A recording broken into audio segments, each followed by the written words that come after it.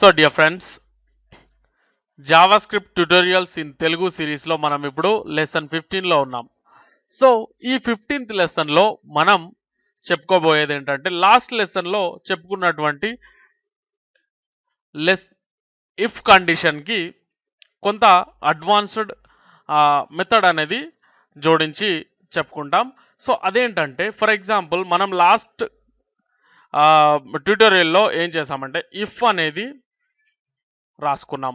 Okay, so ఇక్కడ ఒకవేళ condition true అయితే ఏం చేయాలనేది ఇక్కడ రాయడం జరిగింది. మనం ఏం చేసాం, document dot right.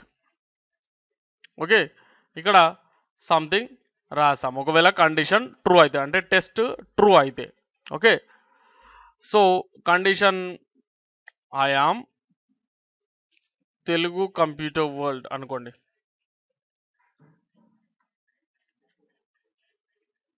Okay, so ఇక్కడ 2 వేరియబుల్స్ని తీసుకున్నాం. ఫర్ ఎగ్జాంపుల్ ఇక్కడ 20 వేరియబుల్స్ కాకుండా మనం నంబర్స్ని కూడా చేయొచ్చు కదా. సో 20 ఈజ్ ఈక్వల్ టు 20 అంటే ఈ స్టేట్మెంట్ని రైట్ చేయమని చెప్పాం.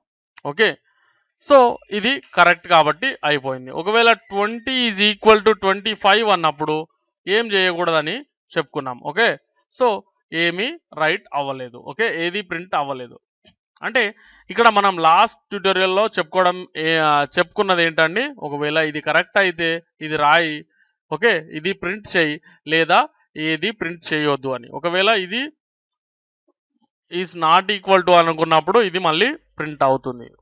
ఓకే, సో ఇక్కడ ఏంటంటే ఇది కరెక్ట్ అయితే ఇది ప్రింట్ చేయి, లేదా ఏది చేయొద్దు. కానీ ఇక్కడ ఎక్స్ట్రా ఆప్షన్ని మనం ఇస్తున్నాం అనమాట. ఫర్ ఎగ్జాంపుల్ ఇది టెస్ట్ అనుకోండి. ఒకవేళ ఇది కరెక్ట్ అయితే ఇది చేయి, లేదా ఓకే ఇది కరెక్ట్ కాకపోతే ఏం చేయాలి అనే దానికి ఇక్కడ ఎల్స్.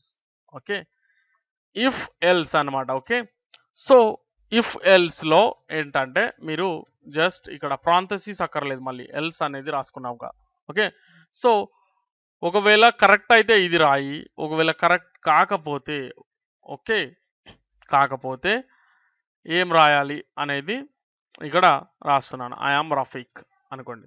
ఓకే, సో కరెక్ట్ అయితే ఐఆమ్ తెలుగు కంప్యూటర్ వరల్డ్ అని, లేదా ఐఆమ్ రఫీక్ అని రాయమని ఇక్కడ రాస్తున్నాం. సో ఇది ఎక్స్ట్రా కండిషన్ అనమాట. ఫర్ ఎగ్జాంపుల్ ఇక్కడ చూడండి, 20 is equal to, okay, double equal science అనేది యూజ్ చేయాలని మనం ఆల్రెడీ చెప్పుకున్నాం. 20 ఈజ్ ఈక్వల్ టు 20 అయితే ఇక్కడ ఇది కరెక్ట్ కాబట్టి ఐఆమ్ తెలుగు కంప్యూటర్ వరల్డ్ అని రాయడం జరిగింది. ఒకవేళ 30 ఈజ్ ఈక్వల్ టు 20 అనేది టెస్ట్ చేసినప్పుడు ఇది కరెక్ట్ కాదు కదా, ఫాల్స్ కదా, సారీ ఫాల్స్ రిజల్ట్ అనేది వచ్చినప్పుడు ఓకే ఇది ప్రింట్ చేయమని మనం అడిగాం.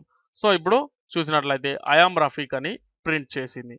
సో మనం ఇందాక చూసినట్లు వేరియబుల్స్ని టెస్ట్ చేద్దాం. ఓకే, ఇది టెస్ట్ అయితే మనం వేరియబుల్స్ని క్రియేట్ చేసుకుందాం. So var x is equal to var x is equal to 15 అనుకోండి. Okay, var y is equal to 5 అనుకోండి. ఓకే, సో టెస్ట్ వచ్చేసి x is equal to y, double equal సైన్స్ని మాత్రం మర్చిపోకూడదు. Okay, x is equal to y అనేది correct అయితే, okay x is equal to y అనేది correct అయితే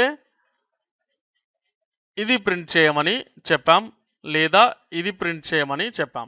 సో ఇప్పుడు టెస్ట్ చేద్దాం ఒక్కొక్కటిగా. సో ఇది కరెక్ట్ కాదు, ఎందుకంటే 15 ఈజ్ ఈక్వల్ టు 5 అనేది ఫాల్స్ కాబట్టి ఐఆమ్ రఫీక్ అని చెప్పేసి ప్రింట్ చేయడం జరిగింది. అంటే ఈ కండిషన్ కరెక్ట్ కాకపోతే ఇది ప్రింట్ చేయకుండా ఇది ప్రింట్ చేయమని మనం ఇక్కడ చెప్పడం జరిగింది ఎల్స్ ద్వారా.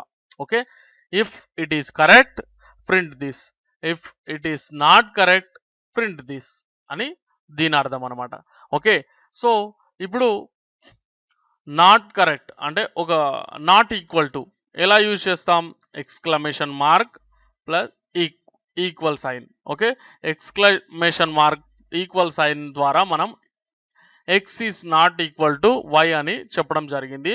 సో అప్పుడు ఇది స్టేట్మెంట్ ఏమవుతుంది, ట్రూ అవుతుంది. ఓకే, ఎందుకంటే 15 ఈజ్ నాట్ ఈక్వల్ టు 5 అనేది ట్రూ కాబట్టి అప్పుడు ఐఆమ్ తెలుగు కంప్యూటర్ వరల్డ్ అని ప్రింట్ చేయడం జరుగుతుంది. ఓకే, సో యాజ్ యూజువల్గా మనం ఇదివరకు చూసినట్లే x is okay x is less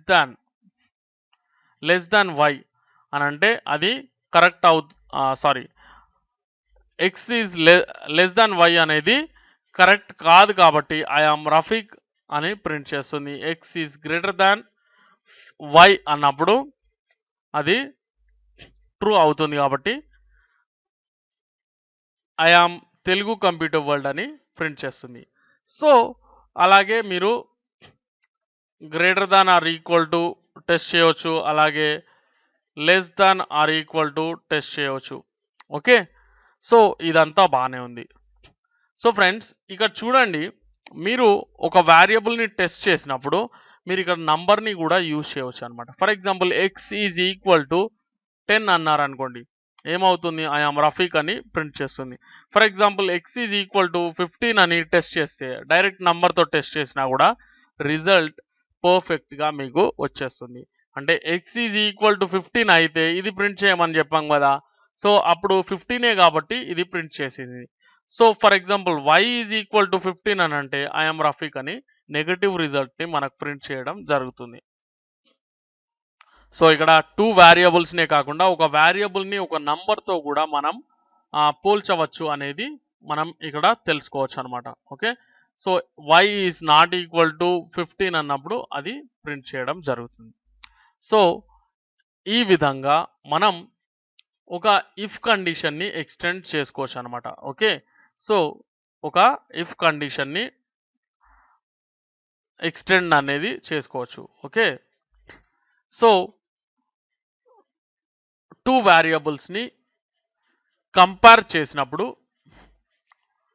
if అనేది మాత్రమే రాసుకుంటే ఒకవేళ ఆ కంపారిజన్లో రిజల్ట్ అనేది పాస్ అయితే అంటే అది రైట్ అయితే y is equal to x అన్నప్పుడు y is equal to x అనే స్టేట్మెంట్ కరెక్ట్ అయితే మనం ఒకటి ప్రింట్ చేయమని ఇస్తామన్నమాట. ఓకే, ఇది ఇక్కడ వరకు ఇఫ్.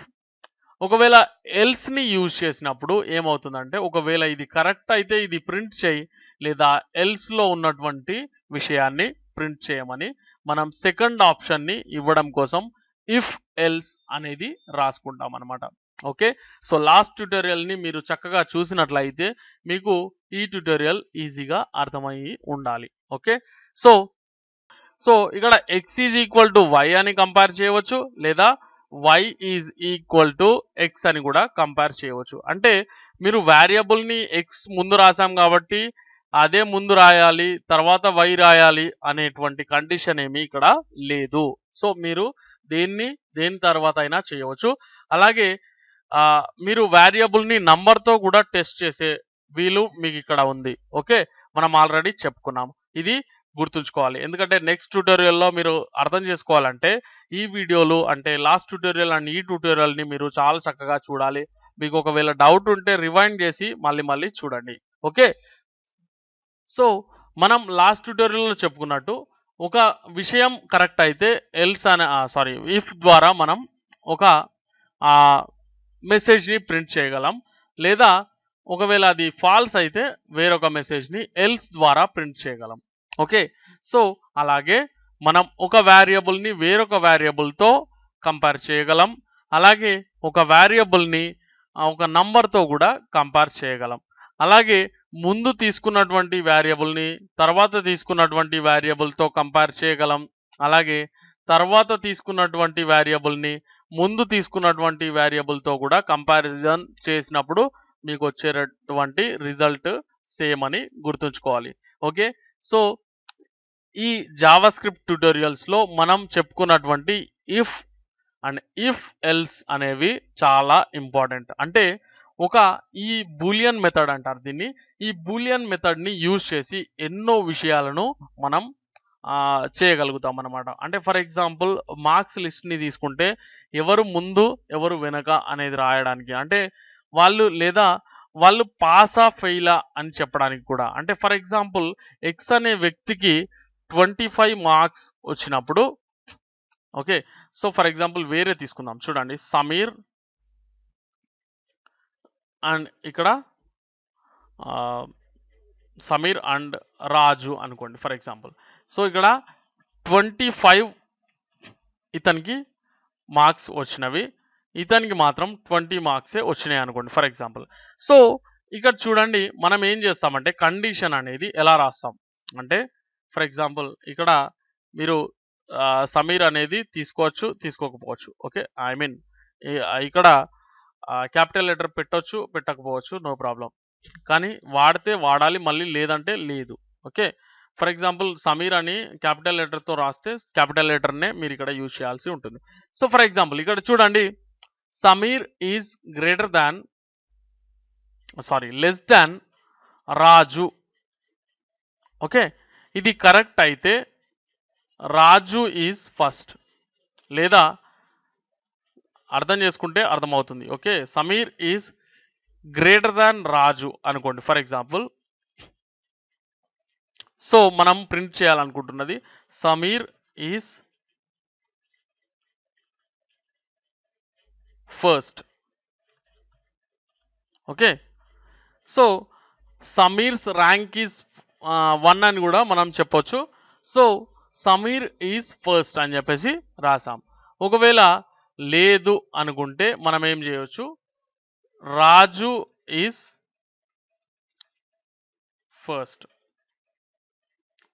అంటే దీనికి అర్థం ఏంటంటే సమీర్కి ఎక్కువ మార్కులు రాజు కంటే వస్తే సమీర్ ఈజ్ ఫస్ట్, లేదు అంటే ఆటోమేటిక్గా రాజుకి ఎక్కువ మార్కులు వచ్చినట్టు అవుతుంది, కాబట్టి రాజు ఈజ్ ఫస్ట్ అని చెప్తామన్నమాట. ఓకే, సో ఇలా చేయవచ్చు.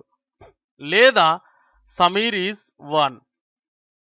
ఓకే, సమీర్ ఈజ్ 1 అని చెప్పేసి రాసుకోవచ్చు, లేదా రాజు ఈజ్ 1 అని రాసుకోవచ్చు.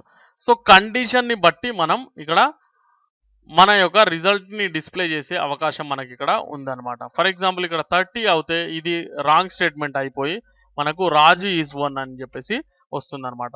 సో ఇవి మార్క్స్ అయి ఉండొచ్చు, లేదంటే వేరే ఏదైనా అంశం అయి ఉండొచ్చు. సో ఏది గొప్ప ఏది తక్కువ అనేటువంటి కంపారిజన్ ద్వారా మనం మెసేజ్ని ప్రింట్ చేసే అవకాశం మనకి ఇక్కడ జావా స్క్రిప్ట్లో ఇఫ్ అండ్ ఎల్స్ ద్వారా వస్తుందన్నమాట. ఓకే, నెక్స్ట్ మరింత అడ్వాన్స్డ్ ట్యుటోరియల్స్ని మనం చెప్పుకోబోతున్నాం. సో ఫ్రెండ్స్, మీరు మమ్మల్ని ఎంకరేజ్ చేయడం కోసం మీకు ఈ వీడియో నచ్చినట్లయితే లైక్ చేయండి. ఒకవేళ మీకు ఏదైనా డౌట్ ఉంటే కామెంట్ ద్వారా అడగండి. ఓకే, ఈ వీడియో చాలా యూస్ఫుల్ అని మీరు భావిస్తే మీ ఫ్రెండ్స్తో ఫేస్బుక్లో కానీ, ట్విట్టర్లో కానీ, వేరే ఏదైనా సోషల్ నెట్వర్కింగ్ సైట్లో కానీ ఈ వీడియోని షేర్ చేసుకోండి. ఓకే, ఈ ఒక్క వీడియో అనే కాదు, మా అన్ని వీడియోలను కూడా మీరు షేర్ చేయడం ద్వారా వేరే వాళ్ళకి, అంటే మీ ఫ్రెండ్స్కి, రిలేటివ్స్కి హెల్ప్ చేసిన వారు అవుతారని. Okay, so please share my videos, please like my videos, please subscribe to Telugu Computer World YouTube channel, and thanks for watching this video guys.